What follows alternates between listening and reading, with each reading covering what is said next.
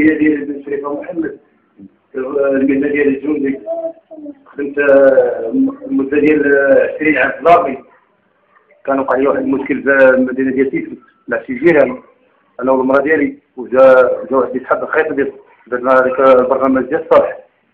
قلت لهم ودي راني ميني كاين الامكانيات، قالوا لي غدير معنا برنامج ولا كان شي حاجه حنا نحملوا المسؤوليه.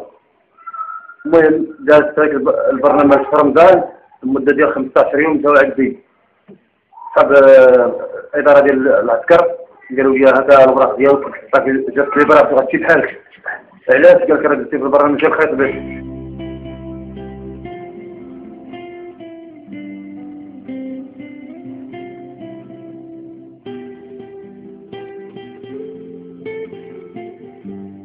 تمشي لعند صحاب الخيط ديال تنهضر معاهم، تيقول لي مديرات وقع لي هذا البرنامج، تيقول لك احنا راه النمره ديالك عندنا ديال التليفون، ولا كانت شي حاجه راه حنا غادي نتصلوا بك وغادي نرفعوا الخدمه ديالك. ومؤخرا ولا تعطيو عليا قلتوني في الباب ديال الاذاعه، تيقولوا لهم اذا جات هذه الكنيه ديال بن شريفه محمد قولوا له راه خارج ما كاينينش المده ديال 6 شهور ولا اكثر. كنمشي تيقولوا لي راه ما كايناش هما البرنامج صافي في هذا الحالي. ودابا تاخذوا هما هذا القرار هذا بلا محكمه عسكريه بلا حبس بلا حتى شي حاجه في حقي انايا. هما داو هذا البرنامج معروف فعلى سعيد المغرب لنوادي الصلح، وهذا من السنه خرجوا عليا انا وولادي هما باربعه، داو لي لاكارت ناسيونال، داو لي لا ميديال، ما بقى عندي الحق لا في السبيطار لا حتى شي حاجه. دابا كنطلب انا من هاد مدينه تيفلس مباشره سيدنا الله يسر الملك محمد السادس يدخل لي في هذا المشكل مباشره.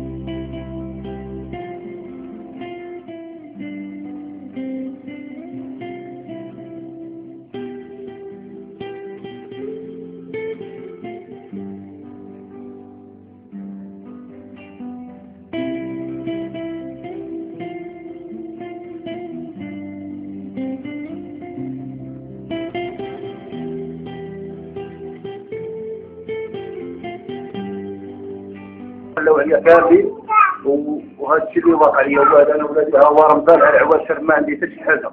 لا الدراري عندهم مرض في الحلاقه ما كاينش لا باش نداويهم لا والو، ما عندي لا باش نصرف عليهم لا حتى شي حاجه، لا باش نكسيهم لا بالقرايه لا والو. ودابا حاليا انا قاعد ولا كنتصل ما عنديش وما معروفش انا حتى من مدينه بعدا اصلا كاع دابا واش من تيفلس واش من الدربيضه ولا الداخله ولا ما نعرف. بقاو عندهم الاوراق ديالهم. انا اصلا دابا ما نمشيش حتى شي قنت. علاش؟ قالوا ولادي هما بربعه بحال لا جابوا شي سرقه وقتلوا لي ولادي. صافي هذا هي الخدمه ديالي.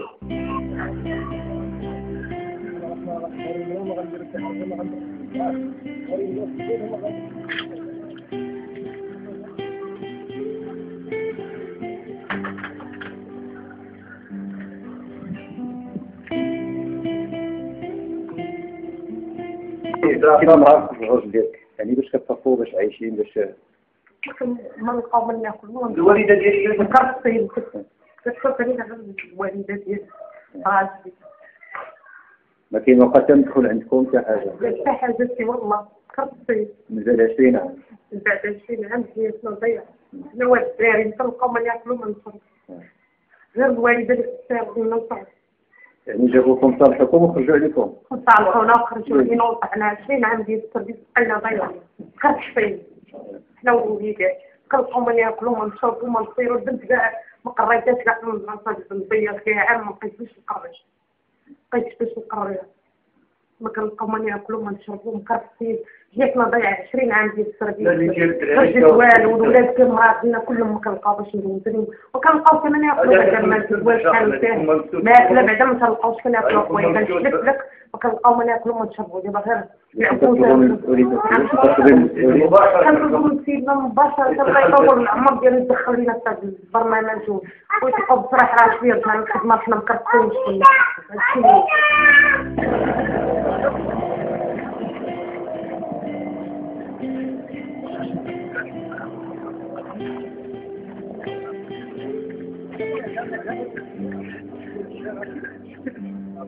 اخويا تنظن سيدنا اول مره واخر مره هو اللي دخل لي هذا المشكل هذا ما غيدخل لي شي واحد.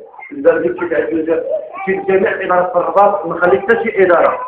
جميع الوزارات تكتب الرسائل كلهم جميع الادارات ديال وزير حقوق الانسان كلشي ما كاينش اللي يجاوبني ولا شي حاجه، ما كاينش، كلشي الادارات في الرباط.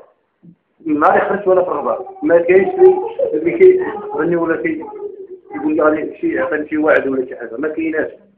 كلشي تيلقى من داك الاداره ديال الجيش، والاداره الجيش راه تاخذ الامر ديالها بلا محكمه عسكريه بلا قانون بلا حتى شي حاجه، ما عندهم كاع حتى شي قانون. كاع باش انا خدمت سيرفيس الجوله الحريه الوقايه قالوا لي كان غتمشي بحال سيدنا هو قائد الاعلى، هو ديال الاماكن، ما كاين حتى شي واحد كيحكم في الارمي كاع المغرب، سيدنا الله ينصرو.